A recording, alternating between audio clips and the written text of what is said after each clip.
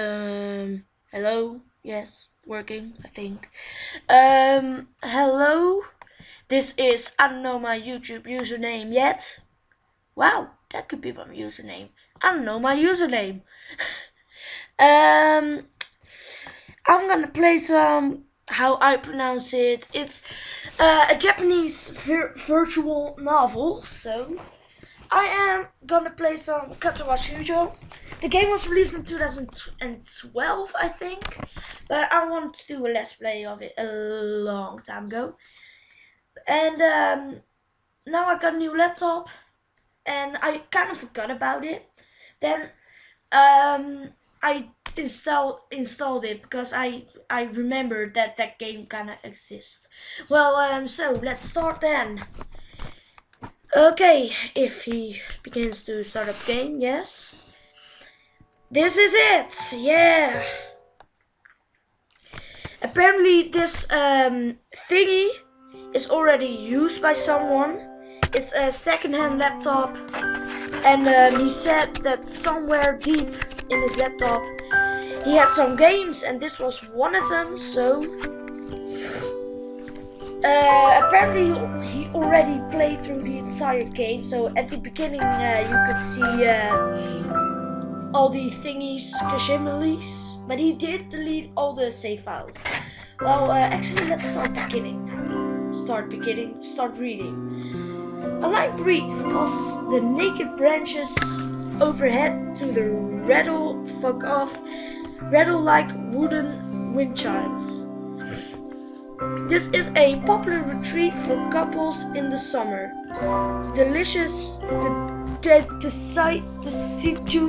I'm gonna skip that word. Trees provide a beautiful green canopy. Anyway, I'm Dutch, so I don't know anything about pronunciation of English stuff. Far outside of teachers and fellow students. But now, in late winter, I feel like I'm standing under a pile of kindling. I breathe into my cupped hands and rub them together furiously to prevent them from numbing in this cool. Just how long am I expected to wait out here anyway? I'm sure the note's at 4 p.m. Ah, yes, the note.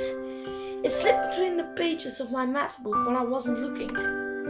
As far as the cliches go, I'm more fan of the letter in the locker.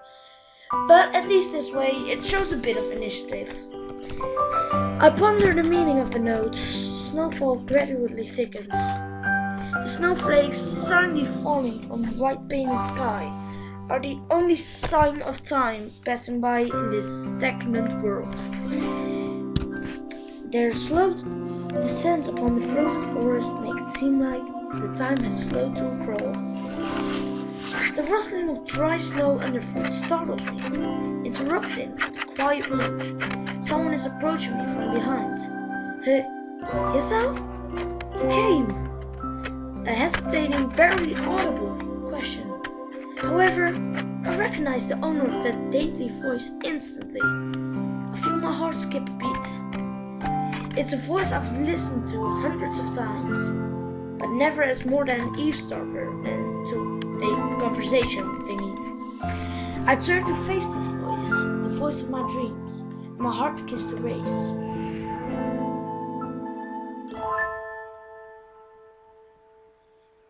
Ivanako? I got a note telling me to wait here. Was it Jules? Damn it. I spent all afternoon trying to come up with a good line, and that was the result. Pathetic. Yes, I asked a friend to give you that note. I'm glad you got it. A shy, joyous smile that makes me so tense. I couldn't move a single muscle even if I tried. My heart is pounding now, as if it were trying to burst out of my chest and claim the score for itself. So, here we are, out in the cold. Once again, the wind stirs up in the branches. The cacophonous noise is music to my ears. Ivanako flinches ever so softly against the gust of wind. As it passes, she rights herself as if supported by some new confidence. Her eyes lock with mine as she lazily twirls her long dark hair around the finger. All the while, the anxious beating of my heart grows louder. My throat is tight. I doubt I could even force a word out if I tried. You see, I wanted to know if you go out with me. I stand there motionless, safe from my pounding heart. I want to say something in reply, but my vocal cords feel like they've been stretched beyond breaking point. Hisao? I reach out to try to mess up my throat, but this only sends spikes of blinding pain along my arms. Hisao! My whole body freezes, save for my eyes, which shoot open in terror. Hisao! The beating of my chest suddenly stops, and I go weak at the knees. The world around me, the canopy of the bare branches, the dull winter sky, Iwanako running towards me, all these fade to black. The last thing I remember before slipping away are the sounds of Iwanako screaming for help and incessant clatter of the branches above.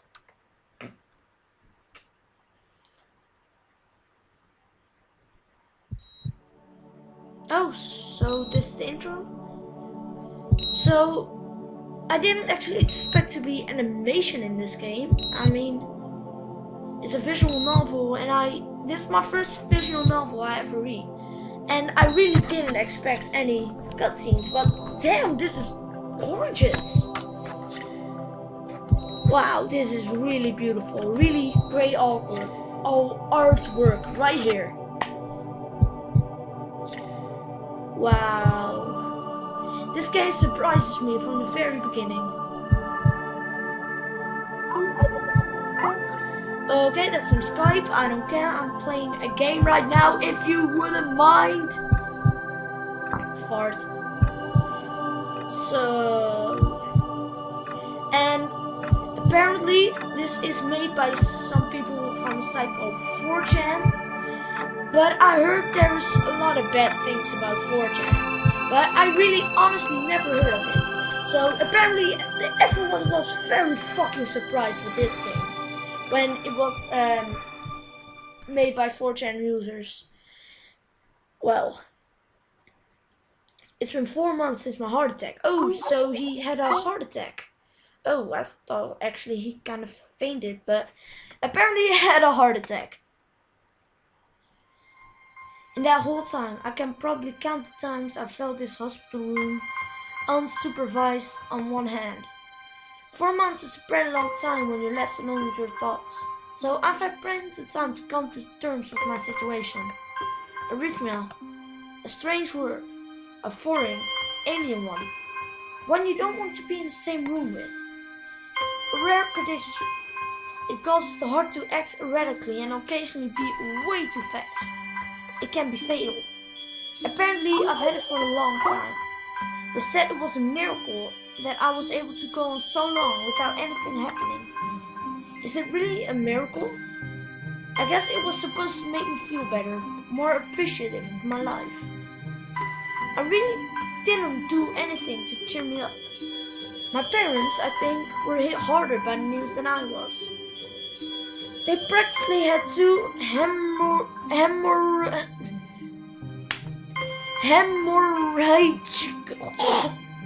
I'm gonna skip the words a piece. It had already had a full day by then to digest everything. To them, it was all fresh. They were even willing to sell our house in order to pay for a cure. Of course, there isn't a cure. That sucks. Because of the late discovery of this condition, I had to stay in the hospital to recuperate from the treatments. When I was first admitted, I felt as if I was missed. For about a week, my room in the ward was full of flowers, balloons and cards. But the visitors soon dwindled and all get well first gifts began trickling down to nothing shortly after. I realized that the only reason I've gotten so many cards and flowers was because they sent me their sympathy has been turned into a class project. Maybe some people were genuinely concerned, but I doubt it. Even in the beginning, I barely had visitors. By the end of the first month, only my parents came by on a regular basis. Johanako was the last to stop visiting. After 6 weeks, I never saw her again. We never had that much to talk about when she visited anyway. We didn't touch a subject that was between us on that snowy day ever again. The hospital is not really a place I'd like to live in. The doctors and nurses feel so impersonal and faceless. It's because they're in a hurry and have a million other patients waiting for them. But it makes me feel uncomfortable. For the first month or so, I asked the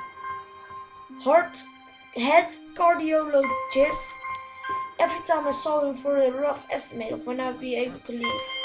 He never answered anything straightforward way, but he told me to wait and see if the treatment and surgery works.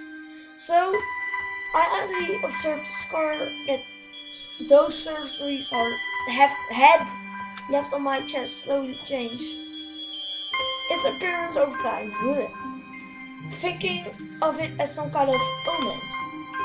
I still ask the head cardiologist about leaving, but my expectations are low enough. Now that I'm not disappointed anymore when I don't get a reply, the way he shuffles around the answer shows me that there's at least some hope. At some point, I would stop watching TV. I don't know why, I just did. Maybe it was the wrong kind of escapism from my situation. It started like I started reading instead. There was a small library at the hospital, even though it was more like a storeroom for books. I began working my way through it, one small stack at a time. After consuming them, I would go back for more. I found that I liked reading, and I think I even became a bit addicted. I started feeling naked without a book in my hands. But I loved the stories. That's what my life was like. The days became increasingly harder to distinguish from the other, differing only by the book I was reading and the weather outside. It felt like time blurred into some kind of gooey mess. I was trapped inside, instead of moving within. A week could go by without me really noticing it. Sometimes I passed a realization that I didn't know which day of the week it was. But other times, all the things that surrounded me would painfully crash into my consciousness through the barrier of nonchalance I had set up for myself. The pages of my book would start to feel sharp and burning hot, and the heaviness in my chest it got so hard to bear that I had to put the book aside and just lay down for a while, looking at the ceiling as if I was going to cry. But that happened only rarely, and I couldn't even cry. Today, the doctor gives me a smile. He seems excited, but not very. It's like he's trying to make an effort to be happy on my behalf. My parents are here. It's been a few days since I last seen them. Both of them are already sort of dressed up. Is this supposed to be some kind of special occasion? It's not a party. Well, this ritual the head cardiologist has. He takes this time sorting his paper, then setting them aside after making point of the pointlessness of what he just did. Mindfuck. He casually sits down on the edge of the bed next to mine. He looks me in the eyes for a moment. Hello, Sal. How are you today? I believe that you can go home. Your heart is strong enough. With some precautions, you should be fine. We have all your medications sorted out. I'll give the front the prescription. The doctor hands a sheet of paper to my dad, whose expression turns wooden as he reads it quickly. So many. I take it from him and take a look myself, feeling numb. How am I supposed to react to this? The absurdly long list of medications started staring back at me from the papers seemed insurmountable. They all blend together in a sea of letters. This is insane. Side effects, adverse effects, contradictions, and dosages are listed line after line with cold precision. I try to read them, but it's so futile. I can't understand any of it, attempting to only make me feel sicker. All this, for the rest of my life, every day? I'm afraid this is the best we can do at this point. However, new medications are always being developed, so I wouldn't be surprised to see that this fade over the years. What kind of confident booster is that? I'd have felt better if he hadn't said anything at all. Also, I spoke with your parents, and we believe that it would be best if you don't return to your old school. What? Please calm down, you sound. Please listen what the doctor has to say. Calm down? The way he says it tells me he knew full that I wouldn't like it. Am I going to be homeschooled? Whatever of my concern shows, it's ignored. We all understand your education is paramount. However, I don't think it's wise for you to be without supervision. At least not until we're sure that your medications are suitable. So, I've spoken to your parents about the transfer. It's a school called Yanku Academy that specializes in dealing with disabled students. Disabled? What? Am I? It has a 24 hours nursing staff. It's only a few minutes from a highly regarded general hospital. The majority of students live on campus. Think of it as a boarding school of sorts. It's designed to give students a degree of independence while keeping help nearby. Independence? It's a school for disabled kids. Don't try to disguise that fact. And it was really that free. There wouldn't be a 24-hour nursing staff.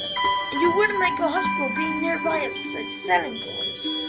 Of course, that's only if you want to go. But your mother and I aren't really able to homeschool you. We went out there and had a look a couple of weeks back. I think you'd like it. It looks like I really don't have a choice. Compared to the other hard progress with your condition usually tend to live long lives. You need a job one day and it's a good opportunity to continue your education. This isn't an opportunity. I don't call it an opportunity. Don't call it a goddamned opportunity. Well, you should be excited at the change to go back to school. I remember you wanted to return to school, and while it's not the same one, a special school, that's an insult. That's all I have to say. It's a step down. It's not what you think. All the students there are pretty active, in their own sort of way. It's geared towards students that can still get around and learn, but just need a little help, in one way or another. Your father's right. And many of the graduates of school have gone to do amazing things. A person doesn't have to be held back by their disability. One of my colleagues in another hospital is graduates. I don't care. A person doesn't have to be held back by their disability. That's what a disability is. I really hate that something so important was decided for me. But what can I do about it? A normal life is out of the question now. It's funny. I always have thought my life was actually kind of boring, but now I miss it. I want to protest. I want to blame this lack of reaction on shock or fatigue. I could easily yell out something now. Something about how I can go back anyway. But no. I don't say anything. The fact that I know is futile. I look around the room, feeling very tired of all this. The hospital, doctors, my condition, everything. I don't see anything that would make me feel any different. Really isn't a choice, I know this. But the thought of going to a disabled school, what are those even like? As much as I try to put a positive spin on this, but it's very difficult. But let me try. A clean slate isn't a bad thing. It's all I can think of to get me through this. At least I still have something, even if it's a special school. It's a fresh start, and my life isn't over. It would be a mistake to just resign myself to thinking that. At the very least, I'll try to see what my new life will look like.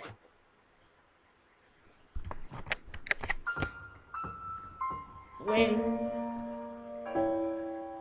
What's this? Act 1. Life expectancy. So there are acts in this game. Funny. I wonder how many there are. Leave one in the comment section about how many acts there are. I just really want to know. By the way, I'm not that good about reading words on loud. So this is probably not gonna get any views, but still. I do it for fun, and it should be just for fun. The gate looked far too pompous for what it was. In fact, gates in general seem to do that. But this one especially so. Red bricks, black wrought iron, and grey plaster, assembled to a whole that didn't feel welcoming at all. Now maybe there's some options. Actually, keep skipping after choices, full screen mode, disable adult content. I didn't know there was adult content. Of course I want to disable it, or else I'm gonna get flagged, that's for sure. There are even different language. Oh, Francais. Sorry, but no, I'm Dutch. If there was Dutch, it would be pretty nice. But still, you probably wouldn't understand it, so... I wondered if it looked like a gate for a school should look like, but can't really decide, probably no. Of course, I didn't want to get stuck on thinking about the gate too long, so I entered through with a brisk pace and felt surprisingly good. Moving forward feels good. So I walked towards the main building of Yamaku Academy with this brisk pace. Is it all drawn? It looks like it's all drawn, but it could be a picture, I don't know. If it's all drawn, I have to say, this is just incredibly well drawn. If it's drawn. If it's animated, it's still awesome. If the game looks gorgeous, let me just say that. So I walked toward the main building of Yamaku Academy at this brisk pace. I'm alone, as my parents are taking my stuff to the dorms, and there's supposed to be someone waiting for me. The grounds are incredibly lush, filled with green.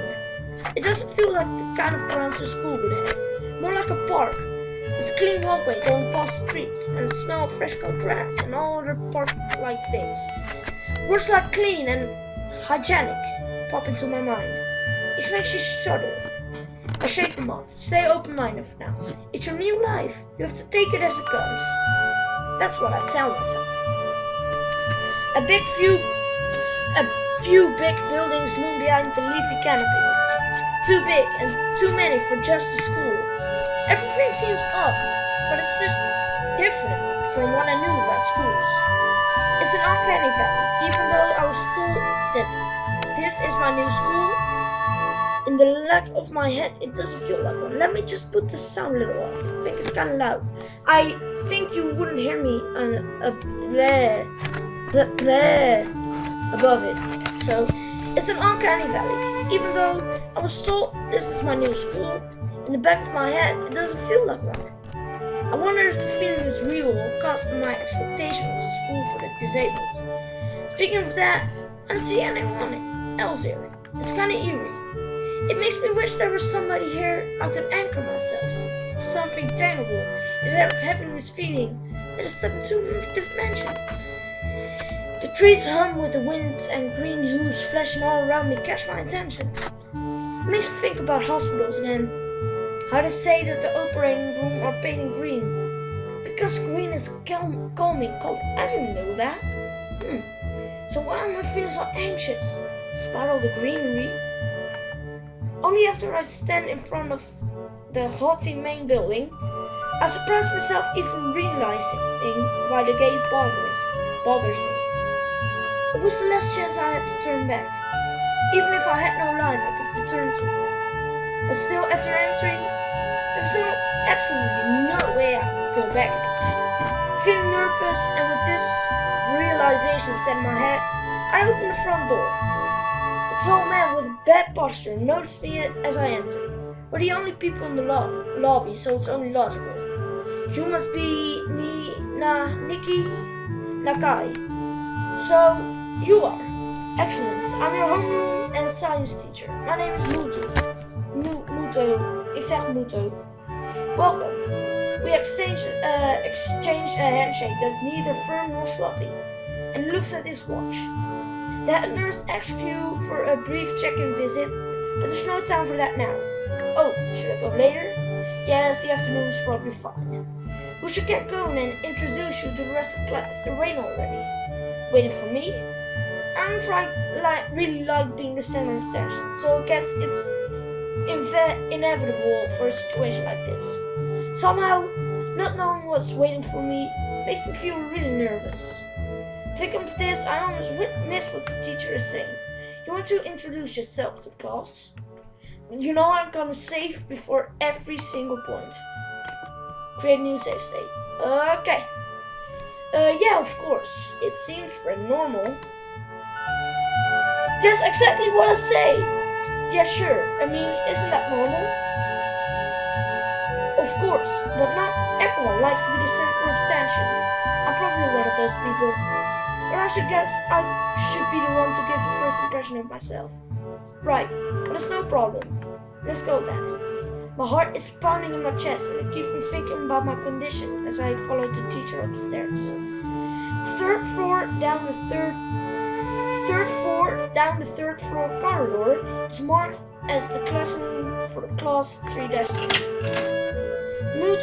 Muto opens the door and enters.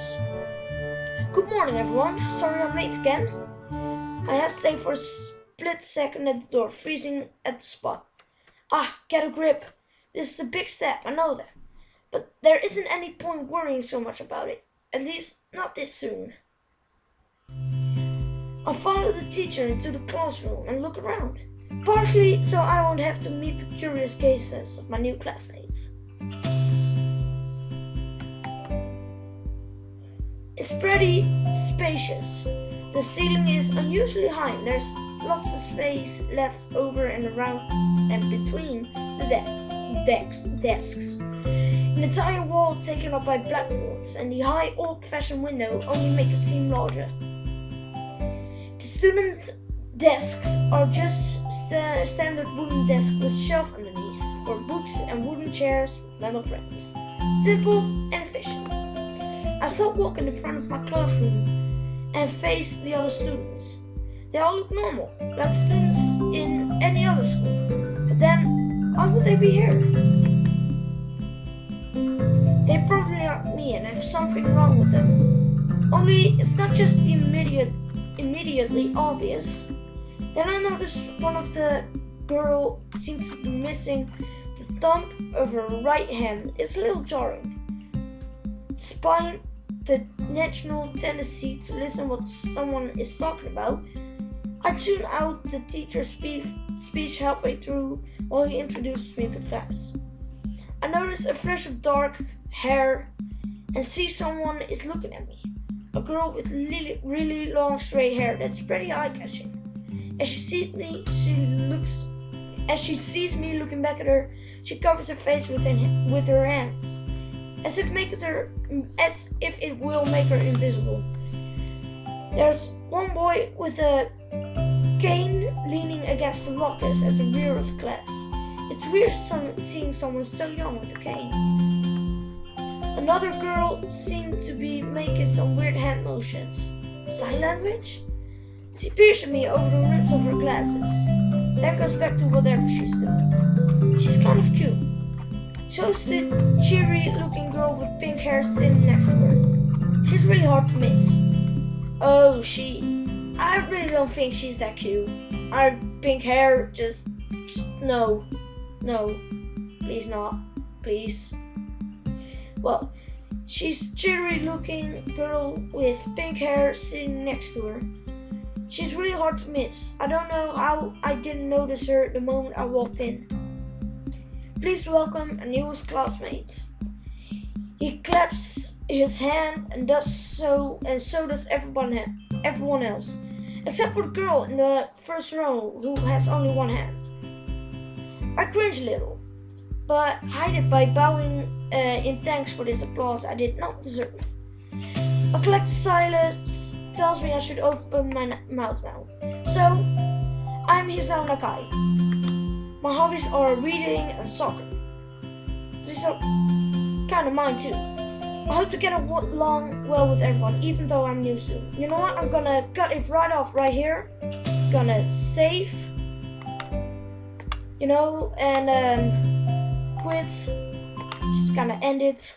So, yeah, I waited. Sorry. That was a 30 and a half. It was kind of neat. I hope you kind of heard me. That I really, really hope. Well, see you next time.